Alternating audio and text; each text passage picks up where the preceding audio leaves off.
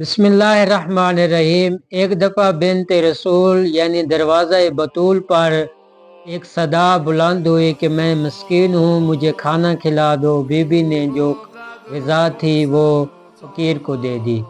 پھر دوسرے دن ایک مسکین کی آواز آئی کہ اے بنت رسول، میں مسکین ہوں، مجھے کھانا کھلا دو۔ بی بی کے پاس جو غذا تھی وہ مسکین کو دے دی۔ تیسرے دن ایک آواز بلند ہوئی کہ میں قیدی ہوں، مجھے کھانا کھلا دو اے بنت رسول۔ بی بی نے جو شام کا کھانا تھا وہ فقیر کو دے دیا۔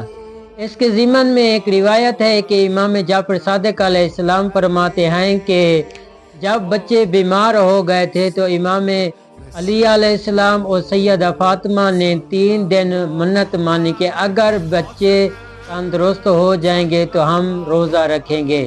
یہ روزہ 3 دن کی جو افطاری تھی بی بی نے اور مولا علی علیہ السلام نے 3 دن کی جو افطاری تھی وہ مسکین اور فقیر اور قیدیوں میں تقسیم کر دیا۔ اللہ کو یہ عمل اتنا پسند آیا، اللہ نے آیت نازل کر دی۔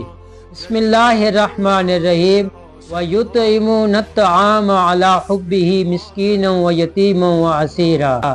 کون ہیں وہ لوگ جو اللہ کی محبت میں کبھی یتیموں کو، کبھی فقیروں کو اور کبھی اسیروں کو کھانا کھلاتے ہیں۔ اللہ نے ان کی محبت میں یہ آیت نازل کر دی۔